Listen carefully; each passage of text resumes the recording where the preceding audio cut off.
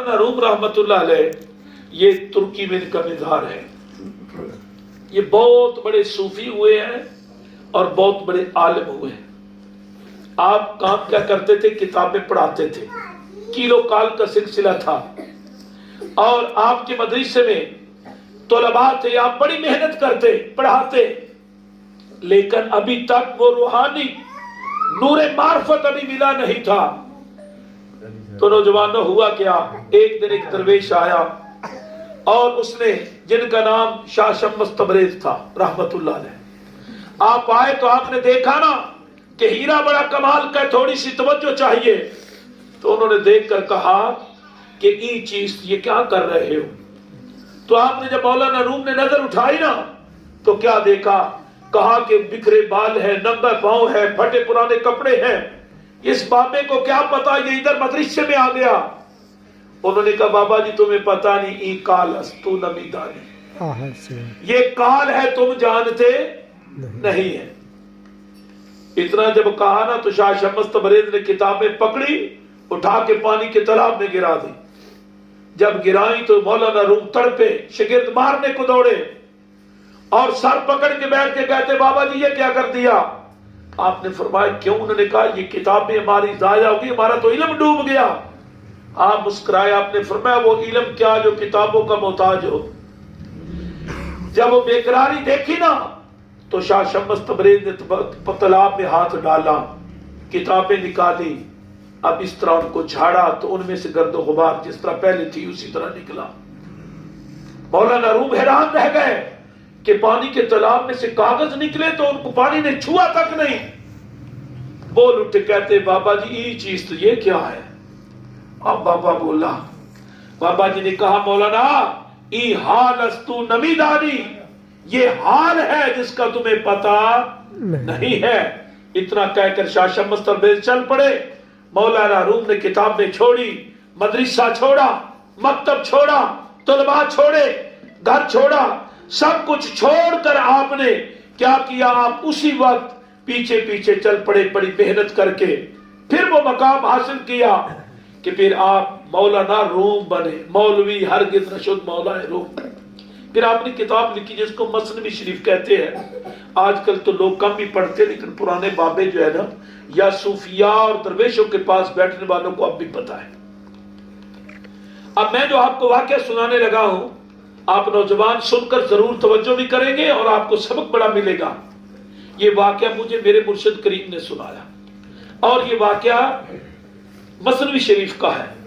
मैं ये बात इसलिए कर रहा हूं कि ये मेरे सारे पीर भाई बैठे हुए, हज़रत साहब की महफिल में बैठने वाले, उनसे बातें सुनने वाले, वो लज्जत भरी, प्यार भरी, मीठी बातें अब तो कौन ही तरस गए सुनने को। तो आपने फरमाया था बेटा रात अंधेरी हो, बारिश बरस रही हो, कीचड़ हो, दलदल हो, तो रास्ते से गुजरना है तो कैसे गुजरेंगे।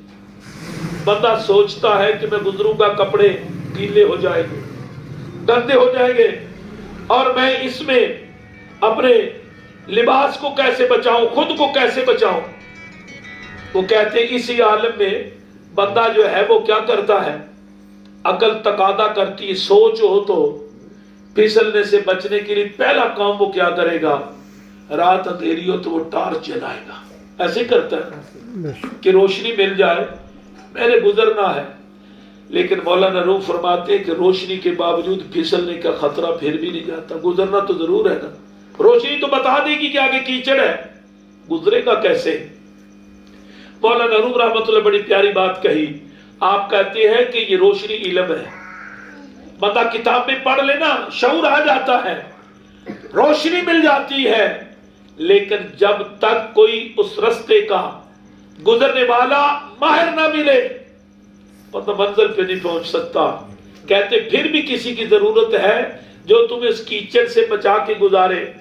आप फरमाते फिर वो बंदा मिलेगा जो वहां से रोजाना गुजरता है, उसको पता है यहाँ कीचड़ ज्यादा है, यहाँ पांव रखे तो खुश्क रहेगा, यहाँ रखे तो फिसल जाएगा। तो वो क्या कहेगा, वो कहेगा मैं चूंकि देहात से भी मेरा तल्लुक है ना, मैं आपको बड़ी प्यारी एक मिसाल दूं, आपके लिए नई बात होगी। जहां देहात के किनारे है ना, वहां पानी दरिया से गुजरना हो ना, मेरा जनाब दरिया है, गांव मेरा आधा दरिया में डूब गया, आधा बाकी पड़ा है। तो उसमें से ना ये जितने तैराक है ना, आप तो चलो नहरों में तैर लिया थोड़ा सा, 3 नहरी पे, वो दरिया है, वहां के बासी, वहां के बच्चे बच्चे तैरते हैं। उनका एक फन है, एक वो खिदमत इंसानियत करते हैं। वो तैरते हुए क्या करते हैं, वो जब गुजरते हैं ना बच्चे नौजवान, वो मेहनत करते हैं कि वो तैर कर डुबकियां लगा कर देखते पानी कितना गहरा है, हम उसे कहते हैं डूगा। वो फिर निशान लगा देते हैं कि यहाँ पे पानी इतना या इतना है, उस पे ना वो या तो रस्सी बांध देते हैं या उसमें छड़ियां ना वगैरह खड़ी कर देते, इधर भी इधर भी। जिसका मतलब क्या है कि इसके इधर हो जाएंगे तो फिर भी डूब मरेंगे, इधर जाएंगे फिर भी डूब मरेंगे। ये दरमियान आगे तो दरमियान आलम वसालम मरहबा, तो दरमियान वाला एरिया जो है ये है, वो क्या कहते हैं कि हमने, ये बड़ा दिलचस्प सा और बड़ा मालूमाती आपके लिए जिंदगी में काम आएगा। हम उनको कहते हैं तैराक या वहां के तारू, वो पांव अपने डुबकियां लगा लगा कर निशान लगा देते हैं कि हम यहां हूं या ना हूं। बड़ा कीमती जुमला, हम इधर मौजूद हूं या ना हो, कश्ती हो या ना हो, ये जो लाइन हमने लगा दी है, इससे इधर जाएंगे तो फिर भी जान को खतरा है, इधर जाएंगे फिर भी खतरा है। ये दरमियान वाला पानी जो है हमने नापा हुआ है, यहां से बेधड़क गुजर जाए हमारे एतमाद पर कि हमने देख लिया है कि कहां कितना गहरा है, आप गुजर जाएंगे। हम उसको कहते हैं पतन। ये जो पाक पतन भी बना हुआ है ना, इसी वजह से है। इसका पुराना नाम तो अजूदन है। यहां तो बड़े डकैत रहते थे और बदमज़हब रहते थे। बाबा फरीद तशरीफ लाए तो आपके कदम लगने की देर थी, तो उस दिन का नाम बन गया पाक पतन। तो वो वहां से कश्तियों का गुजरना, अब यही मिसाल सामने रखे मौलाना रूम रहमतुल्लाह अलैह फरमाते हैं कि वहां से गुजरने के लिए कपड़े तेरे बच जाए, फिसलने से बच जाए, तो एक ही असूल और ज़ाब्ता है, वो तलाश कर रहनुमा जो वहां रोजाना गुजरता है। जिस तरह दरिया के तैराक है, वो बताएगा कि यहाँ क्या है, यहाँ क्या है, और कैसे बंदा आसानी से गुजरेगा। रोशनी कर ली, फिसलने का खतरा नहीं गया, किताब मिल गई, मंजिल नहीं मिली, जब तक किताब समझाने वाला ना मिले। तो आपने क्या कहा, फरमाते हैं कि वो कहेगा कि बाबा ठहर जा, रोशनी तूने कर ली, बचेगा तब। मेरा यहाँ रोज का गुजर है, जहां मेरा कदम लगता है तू भी कदम वहां रखता, मेरे पीछे पीछे आ, मैं तुझे मंजिल पे ले जाता हूं। वो कदम टिकाएगा, उठाएगा, पीछे उसका सालक जो है या जिसने गुजरना है वो कदम रखेगा, तो वो फिसलने से भी बच जाएगा, कपड़े भी बच जाएंगे।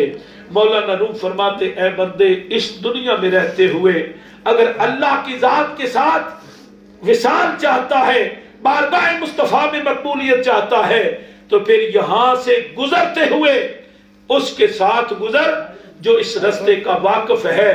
तो फरमाया, इस रास्ते का वाकिफ कार वो ही है जो अल्लाह का वली है, जो अल्लाह का। यहां तक की बात का पता चल गया। पता ये देना था आपको बेटा, बात समझानी थी। जिस माशरे में हम रहते हैं, या ईमान बचाना है, या अल्लाह का कुर्ब चाहिए, अल्लाह और अल्लाह के रसूल की बारगाह में सुरखरू चाहिए, फिर किसी कामिल का, अल्लाह के वली का दामन पकड़ ले, उसके नक्शे कदम पे आ जा। उसे पता है तेरे मेरे अंदर के निजाम को हल कैसे करना है, तेरे मिजाज को देखेगा, वो कहेगा अल्लाह उस समद पढ़ ले, वो कहेगा रहमान और रहीम का वजीफा कर ले, वो कहेगा दुरूद शरीफ का कर ले। ये सारी बातें बता के ये फकीर आपके सामने है। वो अल्लाह बिगड़े हुए हम भी बड़े थे, लेकिन जब मुर्शिद ने हाथ रखा था, फिर रातों को खुद फोन करके पूछते थे, बेटा कैसी मंजिल जा रही है। इसलिए किसी कामिल का होना जरूरी है। लेकिन जिस माशरे में, बात खत्म करने लगो, जिस माशरे में हम जा रहे हैं, जहां तो हर बंदा पीर भी बना हुआ है, हर बंदा फकीर भी बना हुआ है, हर बंदा इल्म का दावा भी करता है। आपको एक तजर्बे की बात बताऊं, नमाज में अगर कोई गलती हो जाए या किसी ने कोई मसला पूछना हो, खतीब या इमाम जमात करवाए, तो कोई नमाजी में से पूछ ले कि इस मसले का हल क्या है, ابھی اس بیچارے نے بولنا ہوتا، سارے نمازی اپنا اپنا فتویٰ دے دیتے،